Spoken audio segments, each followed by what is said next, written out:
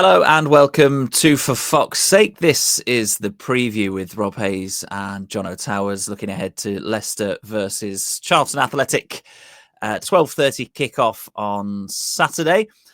Jono, great to have you with us. First time that you and I have podcasted together. We've been getting to know each other over the last 5 minutes or so, having never spoken before other than across WhatsApp. Before we get into our podcast, you were on a Charlton podcast earlier this week. Do you want to tell us a little bit about how that went? Any insider information you picked up from the Charlton fans? Yeah, I did. I joined Callum on his In the Valley Floyd podcast, I believe it was called. And so we had a good chat about all things Leicester and Charlton. He had loads of questions for me regarding, how the fans are feeling and how the season's gone so far. So I filled him in on, how we've been getting on and how I feel about the club and things at the moment. Funnily enough, I actually used to live in Charlton as well. So we had a little chat about where I used to live, just not far from the Valley, actually. Several years ago, I had a little flat just down there. So yeah, that was all good because I had a little connection with him with regard to the local area and stuff. But yeah, it was a good chat and went well. They must be feeling reasonably positive about their start to the season. Was there more optimism on their podcast than you sense that we've had on For Fox's Sake so far this season? I think so. I think the sentiment I was getting is that their manager, Nathan Jones, is someone they quite like with regard to the sort of football he plays is no nonsense. He makes it a bit of a scrap. And that's the sort of team they are. I mean, my reference point for Charlton back in the day was that they were a good footballing side back in the day, a long time ago. And I haven't really got much reference of Charlton in this modern era, I suppose, or in the most recent times.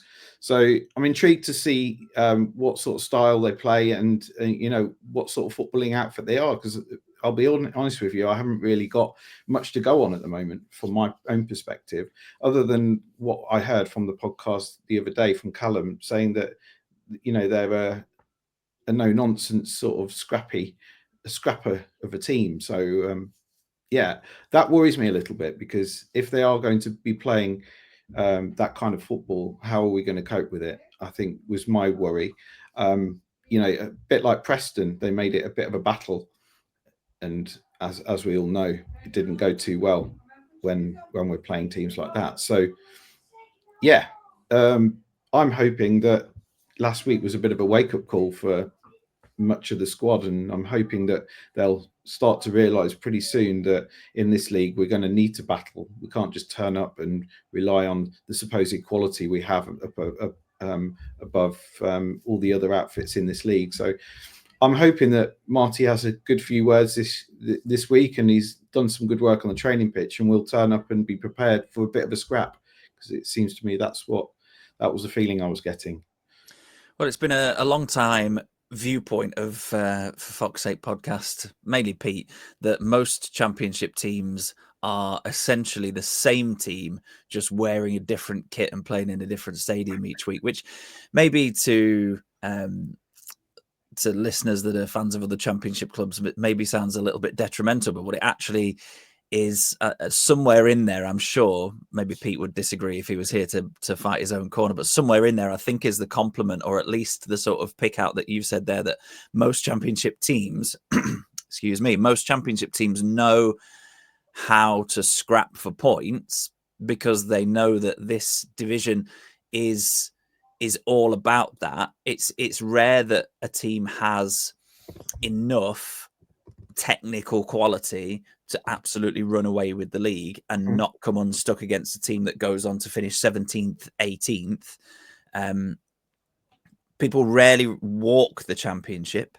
And I've said on the podcast that last week on the preview that Leicester's team on paper and technically and squad value is way higher than pretty much anybody else in the championship at the moment, until we get rid of a few more. But actually, that didn't do us any favours whatsoever against Preston. last week. It's not going to do us any favours whatsoever this weekend against Charlton.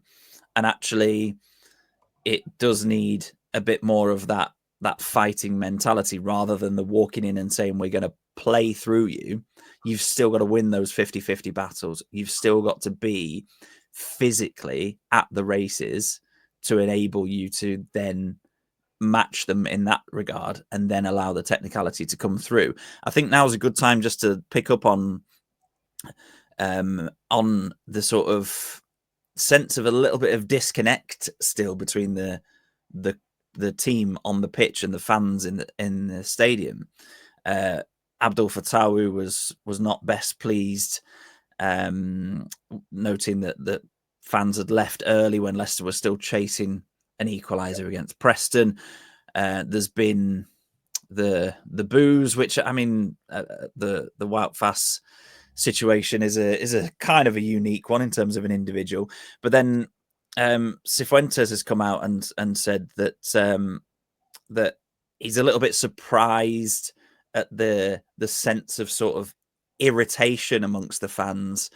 But he's also said, and he's very, I think he speaks very well, Cifuentes. He said that he respects the fact that the fans weren't happy and that he is going to try his best to make the connection stronger and show that the players are trying hard.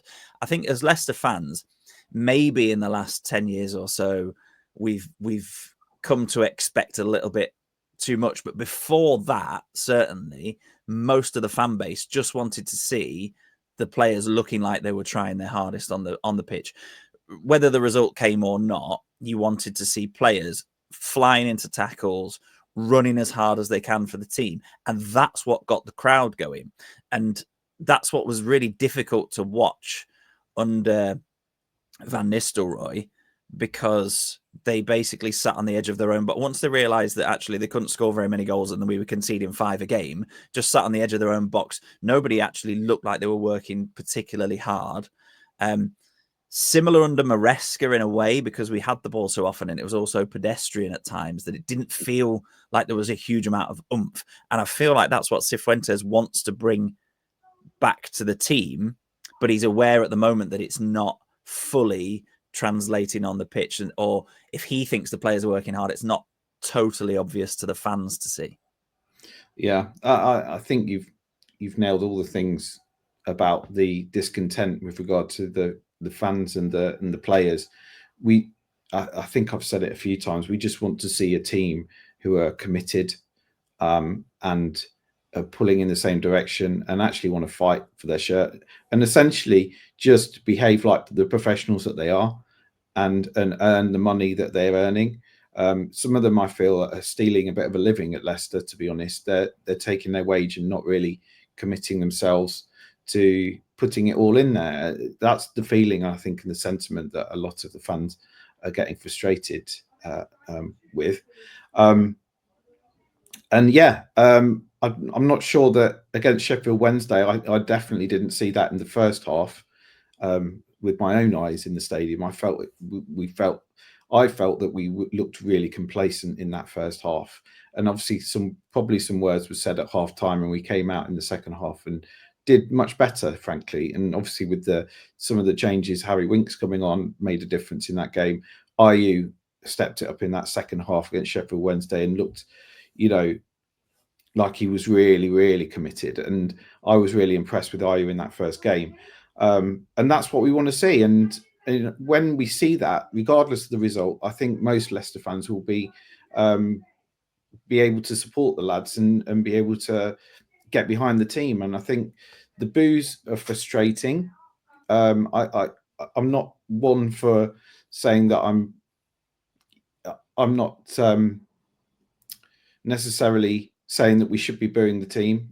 Certainly, 7 minutes into the game against Preston, we were hearing, I wasn't at the game, unfortunately, but we were hearing that they were booing when they went one down against Preston. And I feel that at that point in time, that's not the time and place to be doing that. That's, in my feeling, is as a fan, we should be trying to back the lads while the game is still ongoing and we're still in the game. We should be trying as best as possible to try and support them to get back into the game. Certainly in those, while the game is still ongoing, and so for me, it's a bit frustrating to hear the fact that we as fans aren't doing that in all regards. So I don't know what I'm trying to say. I think I understand the discontent and the frustration. I think that comes from a lot of other things as well, regardless of things going off the pitch and the lack of transfers and lack of transparency and all of those other things we've talked about many times before. So there's an awful lot of discontent for a lot of reasons. But I think regarding being on the pitch, we just want to see 11 committed players. And I think, as you said, I think if we can match the other team for commitment, I think we have got potentially more quality than most teams in this league, and hopefully you would see that shine through. So I think it's very simple. We just want to see them commit and put the effort in, and I think that the results will then start to come. I'm buoyed by a lot of the things that the manager said. I think he reflects a lot of the sentiment that the fans are saying with regard to the amount of the levels that the players are coming at, performing with. I think he recognises the fact that they need to do more. So I think you're right. He does speak well, and I like a lot of the things that he says. So fingers crossed he starts to get that motivation and that level of performance going. Last thing on this before we look at the game specifically against Charlton, because this is very much a big show topic, and I'm conscious not to tread on Pete Selby's toes, but I think the conversation we're having is pertinent to how the game goes against Charlton this weekend, excuse me, and how many of the other games will go this season. Is that you touched upon it very briefly there, but it's not necessarily just the disconnect between the players on the pitch and the fans, but it's actually a wider issue of a feeling of disconnect between the fans and the club as a whole, because we are essentially being kept in the dark about everything. And there hasn't been, and there hasn't traditionally been from this ownership communication with the fans very often about sort of operational decisions. So I don't think anybody's after a full about turn and a complete change in policy.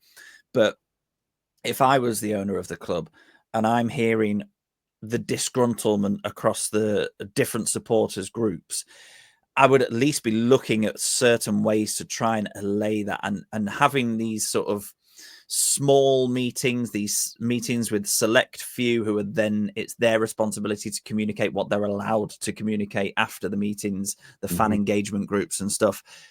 I think it's a good step, but it's not sort of it's not communicating with the masses.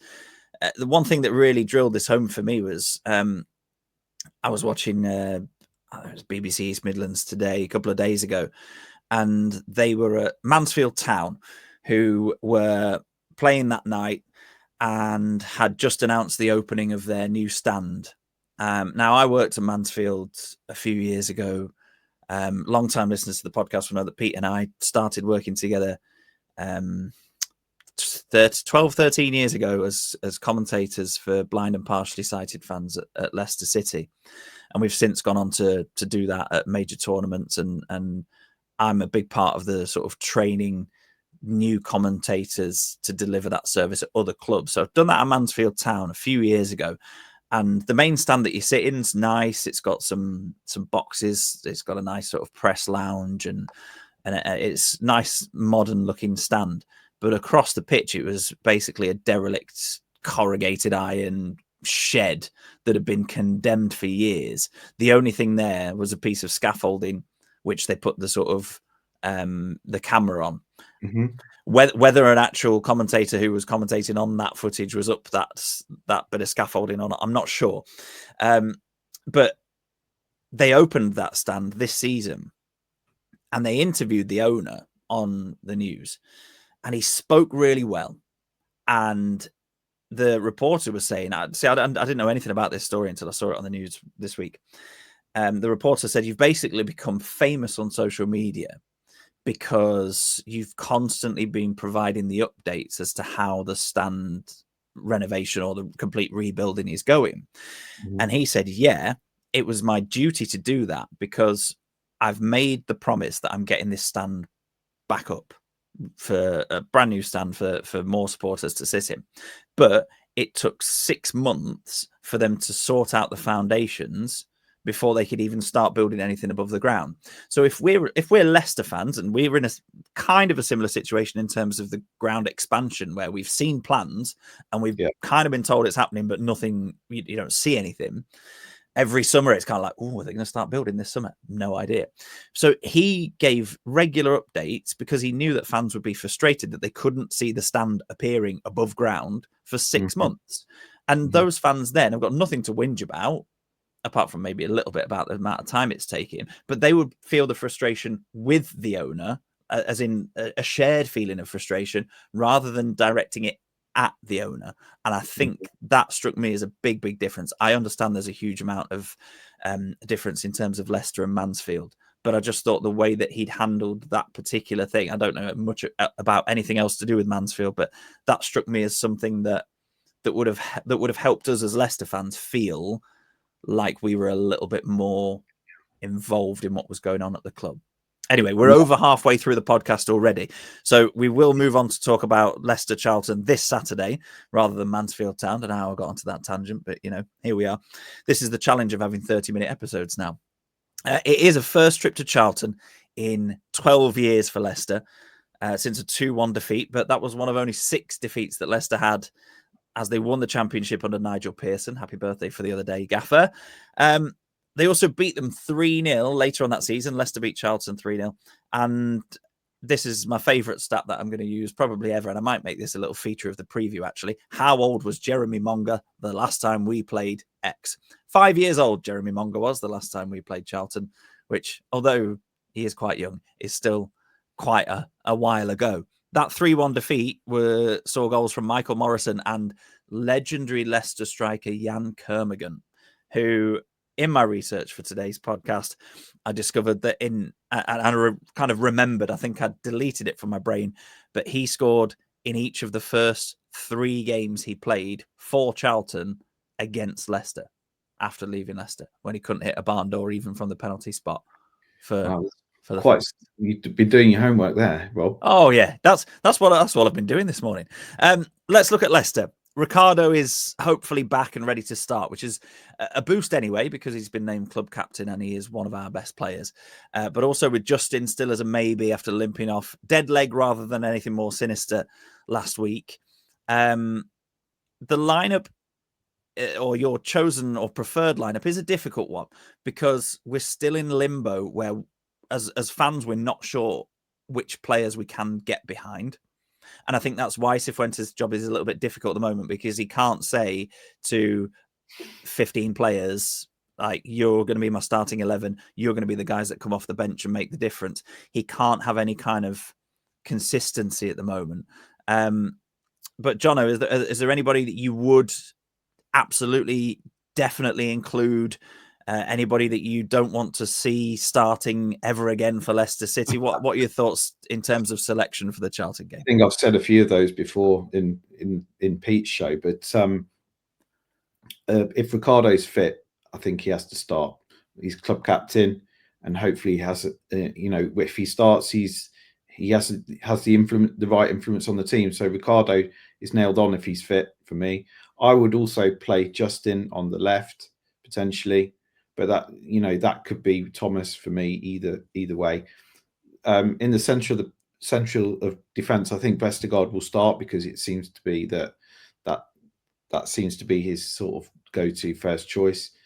And I would potentially, depending on the training, I'd like to start seeing Ben Nelson start featuring. And I don't see any reason why not. If he's training and he's fit, let's start blooding some of the other youngsters into the side. El Khanous is a tricky one, isn't it? Because if his head's turned and he's got a transfer on the way, potentially he's not going to be putting it all in there for risk of getting injured or something. So I wouldn't start him. Maybe have him on the bench if his transfer hasn't gone through, as someone who could feature if we need to. But again, if he's not going to start, who else have we got in the number 10? I would say, is Will Alves ready? We've been talking about Will Alves for many, many years in terms of his potential. Is it this season that he actually fulfills some of that potential and starts making it into the first team? Wingers, I think I'd start with Fatawu and Mavididi again, regardless of whether, Munga did well when he came on, but I don't know whether it's still a bit early for him to be starting games. But I would welcome it if Marti thought he was ready to start. I would bring him in. But I think Mavididi would be my first choice. And then Ayo up front. Centre of the park is a tricky one because that's where there's players that I really don't want to ever see play for Leicester again, i.e. Samari. I'd really, I think he will start, unfortunately, but it's only due to the fact that we haven't got any other options in there. Rob keeps talking about Skip and Winks playing together. We haven't really seen that. So maybe there's an opportunity there to play those two together and see how they get on. And then so that would be my team, frankly. I think bring in a couple of the youngsters, Nelson, and maybe even Page in midfield. Maybe there's time for him to start making a claim. I don't know. But I just, as we were saying before, I just want to see a team that's committed. And regardless of whether we win, lose or draw, it's going to be a scrappy affair, I think. And we need to turn up and be prepared for that and make sure that we're on that level. So, regardless of the lineup, I just want to see that really, that the level of performance and the level of commitment is right. Yeah, you're right. I think the personnel shouldn't matter that much for this game when most of the conversation, certainly on our podcast and in a lot of the sort of build up this week to the game, a lot of the conversation has been about the application of the 11 that start the game. Shouldn't really matter who they are. But, if you're looking at Samari, he's always looked a bit lazy anyway, or he always looks like he's half a second behind and half a yard behind where he should be. Whether that's a conscious thing or that's just his sort of style, it might even just be the sort of the way that his style of sort of walking and running. He does look a little bit sort of lethargic at times, despite having the pace and the power that we know he possesses usually when he's got the ball rather than when he hasn't. But that's one of the major issues. But if Cifuentes finds in the next few games that it is individuals who are struggling to apply themselves in the manner that he and the fans want to see, that's when you have to put in players who are going to at least appear to be playing 100% for the shirt. Somebody like, I find it's difficult for someone like Casey McAteer because out wide we've got strength in depth, and Monga coming through hasn't really done him any favors because it's another option. I don't know, ahead of McAteer, or he's obviously a different kind of player because Monga prefers being out on the left, cutting in. Technically, I think he's much better than Casey McAteer, but McAteer will run all day. And Cifuentes has kind of graduated, especially when chasing the game, into more wing-back style as the game has gone on. I think somebody like McAteer, if you helped him to gain a bit more defensive awareness, he could be a really valuable asset in a position like that. If you need to change the shape, he could come on after an hour and he will go up and down the touchline for you all game. Whereas somebody like Mavididi probably won't. Monga, I don't think you can expect him to have that in his locker at 16. I think Monga, you're right there. If he's ready to start, fine. But I think he's probably going to be a 20, 25 minutes cameo from the bench most games. Either when we're winning so that he can get some more game time, or when we're losing, he can make a difference as he did last week. So yeah, I feel for McAteer, who's been linked with a move away this week as well, with as has everybody who wears a Leicester shirt at the moment. But I think that it's strange because the team kind of picks itself despite having players in it that we're not totally sold on, like Vestergaard and Samare, etc. But you're right, it's about the application of it. Of the players. We're 5 minutes off from the end of the podcast, so we'll have a quick look at Charlton. I was having a scan through their squad. Not a huge amount of recognisable names. First time back in the Championship for over 5 years. You mentioned Nathan Jones there, a bit of a divisive character, but certainly one that will get his team to scrap. They came up from the playoffs, but they have kept 2 clean sheets out of 2 in the Championship so far on their return. There's not a lot to choose between the games because it was a 1-0 win against Watford opening game, stoppage time winner, and a 0-0 against Bristol City last week. So it's going to be a tight game. Whether they have the quality at either end to go well in the Championship this season, you can't really tell after a couple of games. But what we've been talking about, maybe a lack of fans connection at our club at the moment. Their opening game of the season was the first time since 2008 that they've had an attendance of over 20,000 in August, which is a long time. And the game on Saturday lunchtime is also tipped to go above 20,000. So the fans are right behind them. They're delighted to be back in the Championship. They've got a couple of decent players. They've got Kaminski, who played in the Prem for Luton a couple of seasons. So did Amari Bell. Charlie Kelman up front got 21 goals in League One last season for Leyton Orient. Harvey Nibbs, who signed this summer, who scored the winner against Watford on the first game of the season. He bagged 15 goals or more in the last 2 seasons at Reading and has now signed for them. And he's kind of a bit like a monger in a way. He's come off the bench last 15, 20 minutes to try and make a difference. So they've got a defence that's kept 2 clean sheets. They've got goals in their attack as well. So it's going to need to be a game that Leicester are right up for and going to have to nullify some of the threat that they carry, despite them being a newly promoted side. Yeah, it worries me a little bit that they, if they've got a bit of momentum from coming through the playoffs, they've maybe made a couple of signings. I don't know much about their squad, to be honest, and the players they've got. But the ones you mentioned there worry me a little bit if they've signed players from lower leagues that have scored lots of goals and they're looking to prove themselves at the next level, and they've got a bit of momentum and they've got a motivating manager. What will we make of that?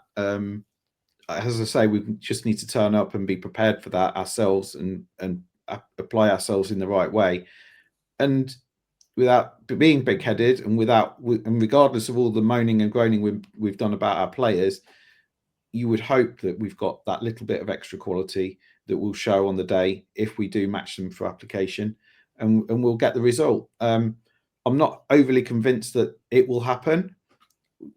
I'm still, as a fan, hoping that will happen rather than knowing that will happen. But hopefully we'll be pleasantly surprised, and Marti will have had the right week on the training pitch, motivated the right players, and we'll see that. But yeah, it does worry me because it's a classic kind of FA Cup kind of scenario where a lower team maybe go to a bigger team, and the bigger team are a bit complacent, thinking that they can just turn up and steamroller a team. And regardless, I don't know whether our team has the right to have that mindset. Regardless, if that is the case, then as we saw against Preston, are we going to see the same thing happen again? I really hope not. I hope that we've learnt our lesson from last week, and we see a different side this week. Okay, we'll finish how we normally do on the preview with your score prediction, Jono. What are you predicting at the Valley this weekend? I said on the on Pete's show the other day that I think we'll sneak a win here. I don't think we'll be overly convincing, and I think it will be a little bit like Sheffield Wednesday. We'll be probably level, and we'll hopefully get a late winner. So I predicted 2-1. 2-1. Yeah. I predicted on the preview last week that we were going to absolutely batter Preston, and obviously I was slightly humbled there, as the Leicester players were on the pitch. So I'm going slightly more reserved this week. I am going for definitely for a scrap. And I think Leicester should be, at this stage of the season, happy with a hard-earned point, especially the way that we've been a little bit up and down. So, or do I back Charlton to keep 3 clean sheets in a row in the Championship and go for a 0-0? Probably not, because I'm planning to watch the game with a few friends tomorrow lunchtime. So I'm at least going to want to see goals. So I'm going to go for a 1-1 draw, and Leicester to shin one in from an awful set piece, and to spend most of my time huffing and puffing at the screen. Okay, so Jono 2-1, a 1-1 draw for me. Do let us know what you think when you see or listen to this podcast on the socials. We'll be back with another preview next week. Thank you for listening, watching, or however else you've consumed this podcast. We'll speak to you soon.